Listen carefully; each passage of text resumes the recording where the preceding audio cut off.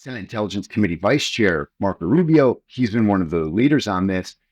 What he told me that really actually kind of propelled me along, he was like, hey, we get a lot of whistleblowers. He's like, it's nothing new to have whistleblowers, making these claims.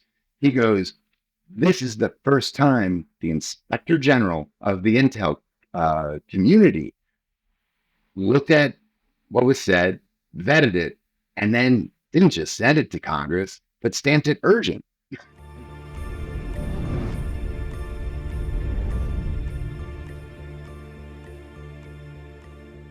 Matt Laslo, thanks for joining me today. Matt teaches new media at Johns Hopkins University and also acts as an independent journalist.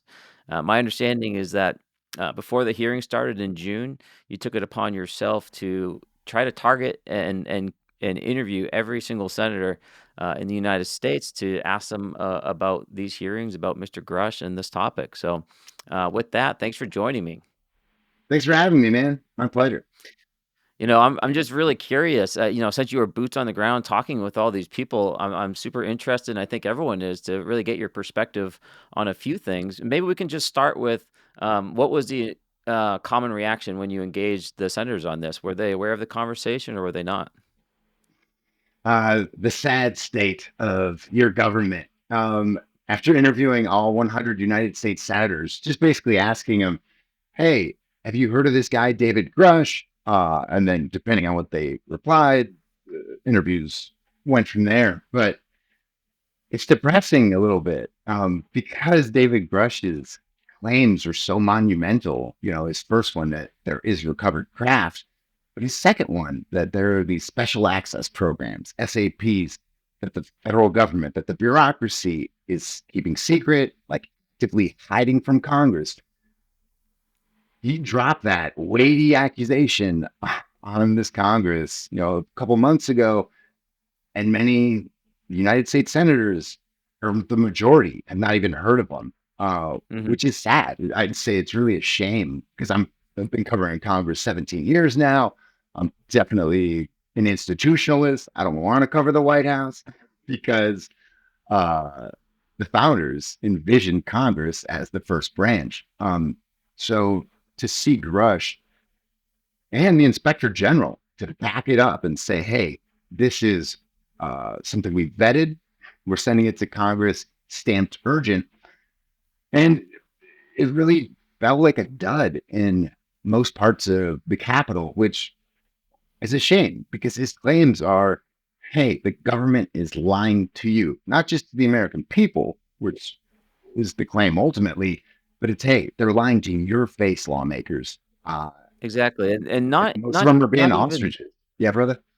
Yeah, and I would just make the point that we could have this conversation, I think, and not talk about the controversial topics. We don't have to talk about UAP or crashed vehicles or biologics or any of the specific claims that Mr. Garage spoke about. But the fact is that if the underlying statements are true, then what we're looking at is a pretty pretty significant, Yeah, lack of reporting to meet the congressional mandates that are required from the Department of Defense over to Congress. It's essentially a matter of our money is not being accounted for in the way that we've set up the programs in this country to manage that. right.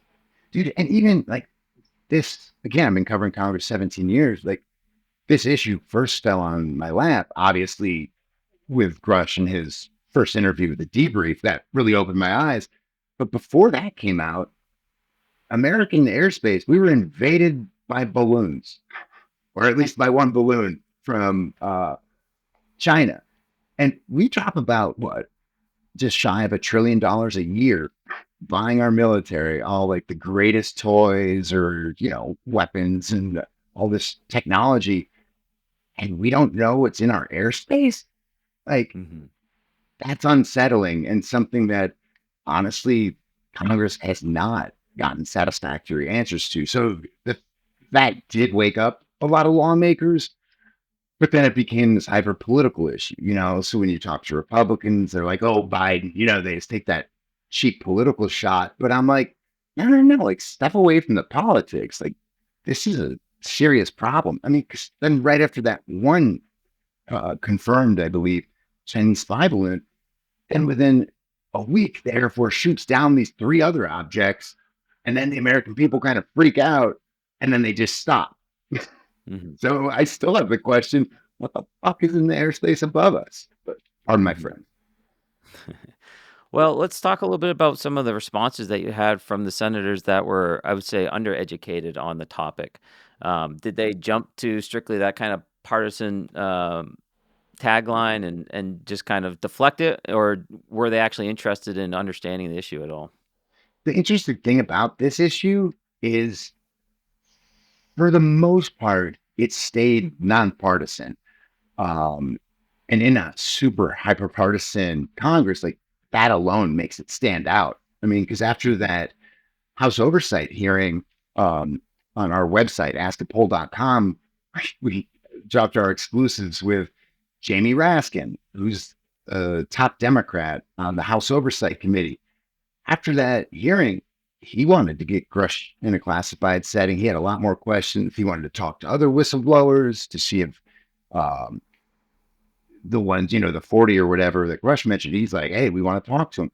But that's Jamie Raskin, who was a part of the January 6th committee, hyper-partisan. He was led one of the Trump impeachments, so hyper-partisan. But he's at the table. And then you have the Freedom Caucus folks, Congressman Burchett and Luna. But then you also had AOC talk to us after the hearing. She wanted more answers. Then Republican South Carolina Congresswoman Nancy Mace, who's like one of the few remaining moderates on the right. And so some people after that hearing have tried to make it more partisan, but this is not a partisan issue, which actually makes it one of the more exciting ones to cover in a hyper partisan, gridlocked, kind of worthless Congress. I did a piece for Raw Story recently. Since January, there's only been 12 new laws uh, under this Congress that President Biden signed into law. One of them is commemorating, like a commemorative coin for the 250th anniversary of the Marines. Another one is renaming a VA hospital. So, like, this Congress is not doing much for y'all, but that's where this issue stands out. Sadly, though, even though it's nonpartisan, again, in the Senate, you have a lot of people just playing ostrich. And sadly, a lot of them we have on our site. We published all our interviews with the 20 or maybe 24 members of I believe 26 members of the Senate Intelligence Committee. It seems just there from the Senate Intelligence and the Senate Armed Services Committees that there's only about 6 to 10 senators really that this is really on their radar, that they're taking it seriously. Other than that, unless they're So what does that mean? lying. What is taking it seriously when you spoke to them? What does that look like? Well, so Senate Intelligence Committee Vice Chair Marco Rubio, he's been one of the leaders on this. What he told me that really actually kind of propelled me along, he was like, hey, we get a lot of whistleblowers. He's like, it's nothing new to have whistleblowers, making these claims. He goes, this is the first time the Inspector General of the Intel community looked at what was said, vetted it, and then didn't just send it to Congress, but stamped it urgent. And so Rubio is still one of the leaders on it. Um, the chair of the committee, Mark Warner, he's definitely cued in on it. His staff and him and Rubio's staff, because that committee's still fairly bipartisan on most issues. They they talked to Grush behind closed doors a couple of months ahead of his testimony or whatever going public. So him and his staff have taken it seriously. Warner, I've covered him for years for Virginia Public Radio, so I know him. Because we're dealing with classified information, he feels like he knows a lot more than he's saying. He's part of that gang of eight where Mhm. he's read in on some things, and so is Rubio, that the rest of Congress wouldn't even have to be read in on. There's that. It's the four party leaders, House and Senate. and then the heads of the intel committees, House and Senate. That's the Gang of Eight. So they'll know some stuff that the rest of the Congress doesn't know. So I know it's on his radar, but he's not serving two masters. I don't think it's. I know he's been cued in on this conversation for some time, ever since I started speaking out about this publicly, being the senator for Virginia, where this was happening off of the coast, Virginia Beach, as well as our bases were located Yeah. there as well. He has been cued in, at least to the incidents we've been having off the East Coast for quite some time. Well, it's interesting. So, well, he's not really investigating it. The other Virginia senator, Senator Tim Kaine, and I need to follow up with him on this, but him and then former governor of Florida, Rick Scott, they both told me some things that are, I don't think we've released these interviews yet, but we're about to.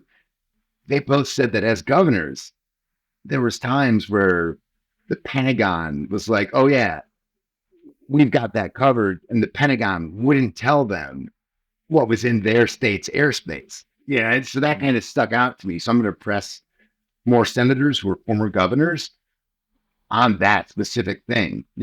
Has there been times where you had like an invasion, something over your airspace, and the Pentagon was like, yeah, we got it, but then didn't communicate back to you on what that was? And with their coasts so big and expansive, I asked that to New Hampshire senators who are both former governors, and they're like, no, we're New Hampshire, we're small.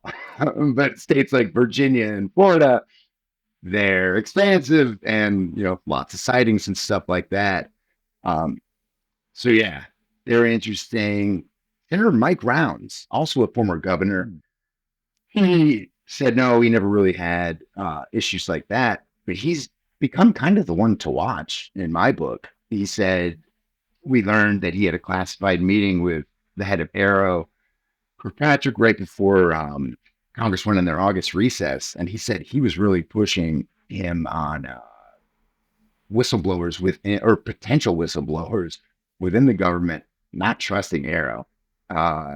And so it seems like there's pressure there growing. And Rounds actually, at the start of July, didn't know much about the issue. It wasn't on his radar. And he increasingly is more. Got up to speed quick. Huh? Yeah, so he's one to watch because I think he's truly inquisitive on it, and he wants answers and really protection for folks like you and Grush and your boys and girls who are still serving, trying to get them that protection so they can talk. Did you get the opportunity to speak with Senator Schumer? So Schumer, I just asked him briefly in the hall, and his was interesting. So it's on our site, askapoll.com. It was interesting because the way I phrased it, I actually got a response from him at first, which is rare. Oftentimes it's just like, no comment. But then when I specifically said Grush's name, he knew about it. And you could tell, like, he knew about it, but he's like not talking about it. And so he's one in the coming weeks. I plan to ask him publicly, in front of the cameras or whatever. I just wanted to get him one-on-one first. So I'm going to push him a little bit further, possibly after Kirsten Gillibrand and Rounds do a little bit more of their stuff. And Kirsten Gillibrand, she's probably the leader in the Senate on this. But I know I'm actually kind of curious your thoughts on her, especially after she annoyed many people in the community by seeming to laugh off some of these things with constituents recently. Well, I don't have too much insight into that particular incident you're referring to with her constituents. I know I've been communicating with her office. I know she's been working hard to be able to bring in some of the commercial airline stakeholders into this conversation. And I know she's put a lot of effort in to actually establish Aero and essentially stand that organization up. And so she's still, I think, invested in both of those conversations, which I think is right where we need to be. And that's where, earlier, she probably should have been the one I mentioned first, because it's definitely her kind of, so she's interesting because she is one of just 6 senators who serves on both the Senate Intelligence Committee, but also the Senate Armed Services Committee. So my read on her is that, so like when you talk to a lot of senators on the Intel committee, especially the younger ones, they're rightfully cagey. This is classified information they're dealing with. So if you're the chair or the vice chair, you can, push the envelope a little bit more, and they're more senior, so they're more comfortable with their thoughts. But some of the younger guys, I'm thinking like James Langford from Oklahoma. When I brought up David Grush, he kind of turned the table on me and was feeling out what I knew about him. And so he knew about him, but he just wasn't going to talk about it. Yeah. So that's where Gillibrand, my sense is she's kind of using some of what she knows from her perch on the Intel committee to then do that more open public investigation with Armed Services Committee.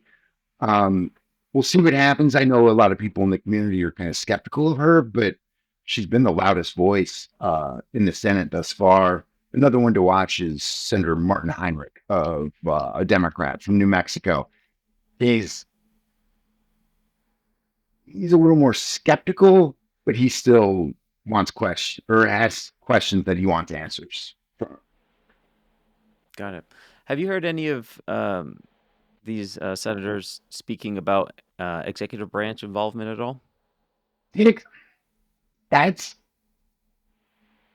so a little bit because you've seen them kind of engage with Arrow, or let me phrase it this way: in the past few weeks or month, you've seen more lawmakers pressure Arrow and kind of see, yeah, I guess it's now an open secret that whistleblowers do not trust Arrow. And Arrow was kind of created not just for whistleblowers, but for better knowledge of this stuff. And so knowing that all these people with that knowledge don't trust the agency that's supposed to be the repository of that knowledge, that's kind of woken a lot of senators. Um, I'm curious. Like, I still have questions on NASA's role or lack thereof, which kind of came up with I had the House Oversight Committee hearing with, Congressman Tim Burchett saying he wanted some of their people, and then them saying, like, no, you never formally requested it from us. So I'm curious what role they're playing in it. We kind of saw this post 9/11, where we realized that the government failed in many ways because each individual agency became their own silo. And, the federal government wasn't unified and talking to each other. And so that's where I'm kind of curious how much Congress is going to pressure both DOD, like the Pentagon itself, to, have the top brass engaging with Arrow, but then also having NASA and their folks, and hell, also the FAA, and so that's where right now it feels hyper bifurcated, where Hmm. hopefully if Congress does their job and really streamlines this and takes it seriously, then well, probably Arrow should do that, right? Streamline all that information into themselves, but they're still new, it seems to me. So they're still, for one, getting more resources and building themselves out. But honestly, the director's got to be like, oh my God, now lawmakers know we exist. What senior senators are not Yeah, I talking to me mean, just like, oh shit, now I got to like actually clean my room. yeah, for all the talk of Arrow and leadership, I will say that they are in a very difficult position organizationally and individually with Dr. Sean Kirkpatrick. He's certainly in a very difficult place for a scientist, not only because of the problem set, but also because of the communication requirements that come with that particular responsibility. So I can understand how difficult that must be. Yeah. Um, for some listeners, just for a quick aside, when we talk about the executive branch of the United States, there's executive authorities. There's, you have the Department of Defense, which falls under the executive branch, NASA, as Matt was alluding to. Um, but let's actually talk about the White House itself for a moment. Have you heard anyone talk about, other than kind of your, balloon partisan comments regarding Biden? Was there any conversation about from any of the senators about Biden potentially entering the conversation? So that's the funny thing. Biden hasn't come up in a single interview. Now that you mention it, I never even thought about that. Um, yeah, I can't recall his name coming up once, which can sometimes be a good thing. So I've covered cannabis policy and like prison reform for decades for Rolling Stone, Vice, Playboy, all that. And I see some similarities with the two topics just because, you know, they're topics that most lawmakers don't really feel comfortable talking about. Even though they might be curious about them, they're just like, oh, a little taboo in the political mindset, not necessarily in the American people's minds, but in the strange way the political consulting class thinks. These issues have become taboo. But so you've seen like progressives on the cannabis issue and like loosening drug reform and all that. Kind of not want Biden involved, like, oh, we'll let the DEA reschedule cannabis from Schedule 1 to Schedule 3. Let the DEA do that. Like, no one wants to bring up Biden because Biden's, famous teetotaler. And they're like, well, if he gets involved, it might ruin everything. So I'm curious if that's kind of the case with this too, where everyone's kind of fine just letting Uncle Joe do his thing, and let's not wake up the sleeping bear. But I will start to ask. Interesting that no one it's been specifically, excluded from the conversation. Interesting. Well, what do you think we're gonna see? I mean, the House is now back in session. They will What do be we on think we're gonna see for the Tuesday. remainder of the year here? Oh, on Tuesday? They're lazy. What do you think we're gonna see? Do you think there's any legislation that's gonna come out of this hearing? Do you think there's gonna be additional hearings going forward? What are we looking at? So I know Congressman Burchett. Well, and he's not alone. Congressman Burchett really wants it. Luna, Maskowitz, like they were asking for a select committee specifically on this issue, and it seems like party leadership has like thrown cold water on that. We don't have that confirmed 100%, but all I can say is those lawmakers aren't going to let up. And even though party leaders, whether that's Speaker McCarthy, uh, House Oversight Chair James Comer, and then Intel Chair Mike Turner, Burchett told me in an interview a few weeks back that they do have the power to, kill that select committee, cut off some resources, but them as lawmakers, they do have the power to still hold field hearings back at home or, Congresswoman Luna, she's from Florida, Burchett's from Tennessee. So we might be seeing some field hearings from them because even if party leaders want the issue to go away ahead of the election, which is now seeming more and more the case, at least amongst House Republicans, um, these members aren't going to shut up about it. And in part because the American people freaking care about it.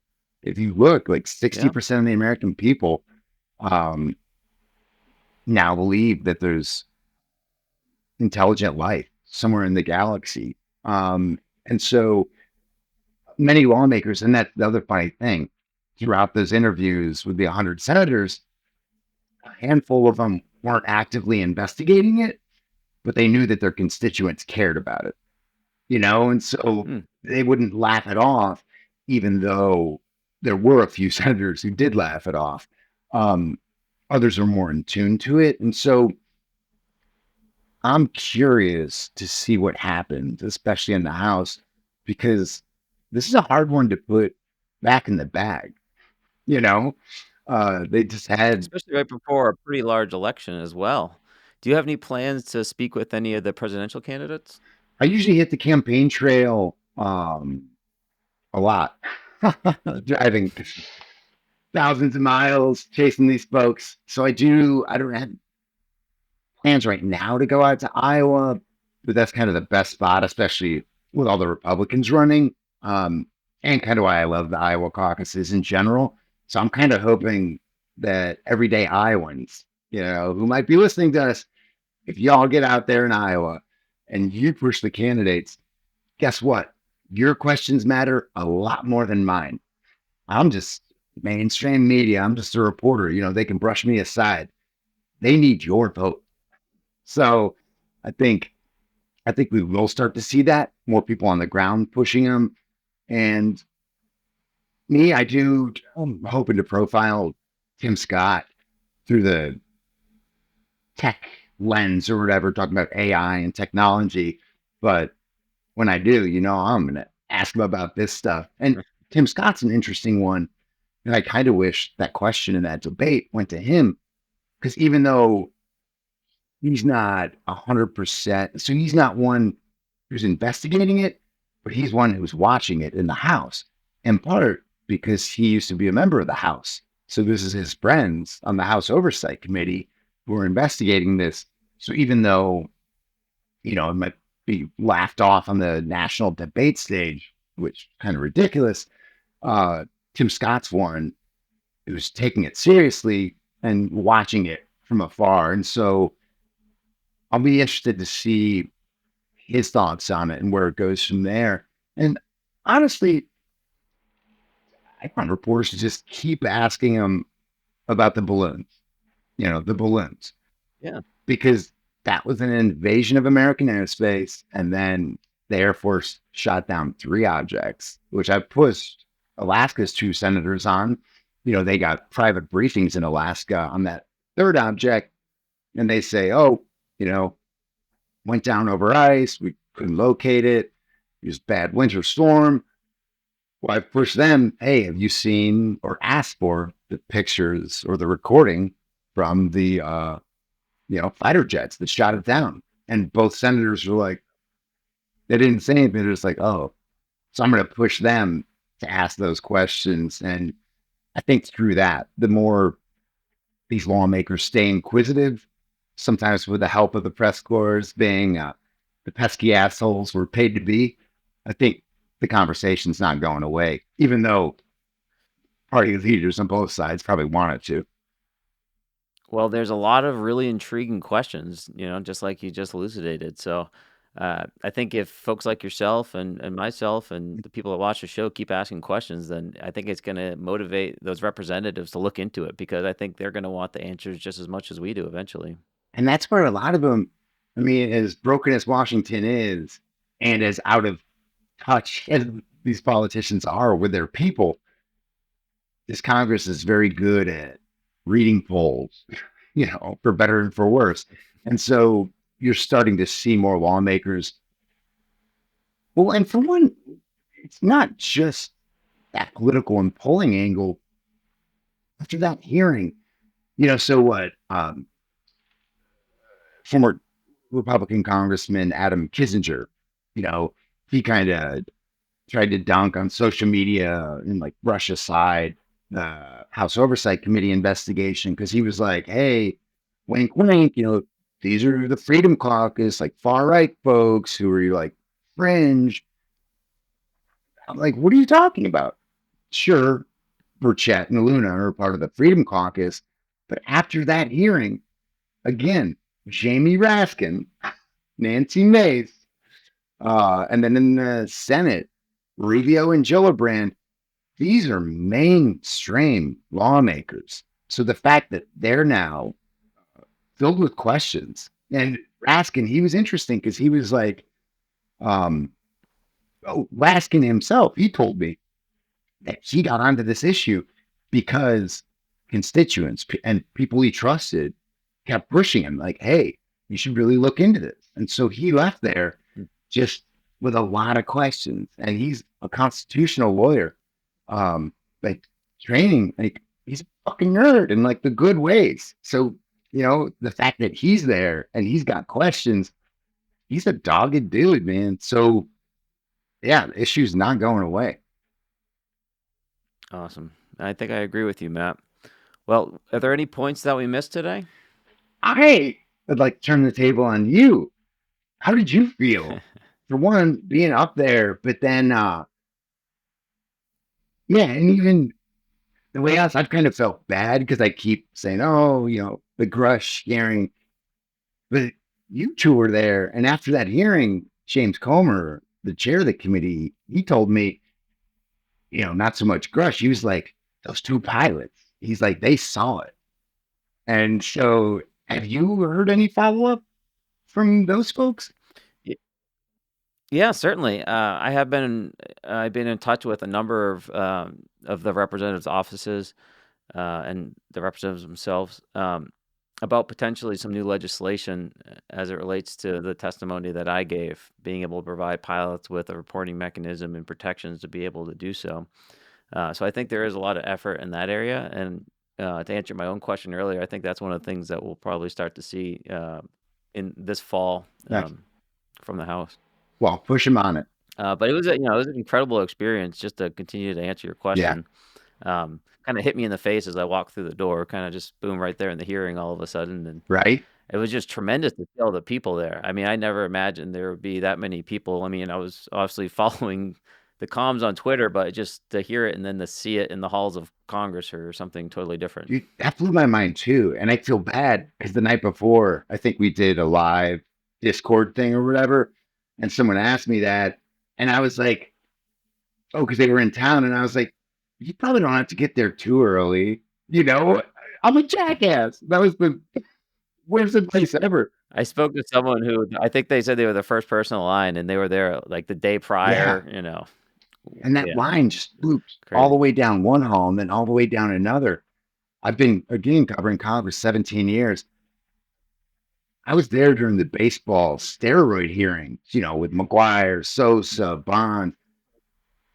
I don't remember it near that big, and everyone wants their freaking autographs. So yeah, that kind of I think it was great to see. I mean, not it was great for me to see, of course, but I think it was great for the representatives to right. see, to actually I mean, when's the last time they've seen that many constituents out there on an issue? Probably never. And that's why I've been curious about the response from, it seems now, at least again, amongst House Republicans, like leadership's kind of getting involved to try to put a little, water on the issue or blanket, try to put it on the back burners probably until after the election. But I'm like, you guys are using like your normal everyday political think, like, oh, some people we respect in the media mock this. So, the issue's bad for us politically. Were you there at that hearing? And like literally having Grush say so many times, um, I have an answer for you, but I can only answer in a classified setting. Like, if you watch that, like there was a lot of gravitas there and a lot of gravitas in what you all told the American people and those lawmakers that now, at least to me, it feels like it's being lost a little bit in the narrative in parts of the Capitol and parts of the political circles. It's being lost, but I'm like, you guys are morons. Like, why allow this to slip into that super hyper-partisan divide? Like, make this your big bipartisan investigation because there's a lot of interest in it and the issues are really fucking serious. And it's a self-improving process. More transparency is something that this government vastly needs. And, even if we turn out the answer is that, well, it turns out nothing was here, I think that would show the American people that their government actually can work for them. Right. And that's, I think I said it A rare yesterday thought. on a show, but it's literally like, and this is basically what I started with. Grush, what he said is a test of this Congress. And again, he's got two claims. The first one, that there's craft being, that can be verified, you know, show us, if I were a lawmaker, I'd be like, hey, show me, it'd be the only fun thing about being a lawmaker. Like, come on, give me the secrets. But his Yeah. second claim again, that there are special access programs, SAPs, that the bureaucracy has been hiding for decades from Congress. If that doesn't wake these lawmakers up, then you don't deserve your job. I mean, it's literally prove that or disprove that. But if you're just cool and lukewarm about the federal government lying to you as a federal lawmaker, get the fuck out of my town. What? We don't need you. Yeah. Yeah, it has to be looked into. It's too serious of a claim. Well, Matt, on that note, I think that's a great place to end it. I think they are gonna look into it for what it's worth. I think that's what we're gonna, I think that's what we need to push for this fall, and I think that as, we come into the next year with some of the legislation that's on the table, in the Senate right now, such as the Disclosure Act, Yeah. I think we're in a position where we can actually get some of those answers soon. So I think it's an exciting time. Yeah. All about pushing them for more answers. I like making them sweat. That's right. Thanks again, Matt. It was a Thank pleasure. you, brother.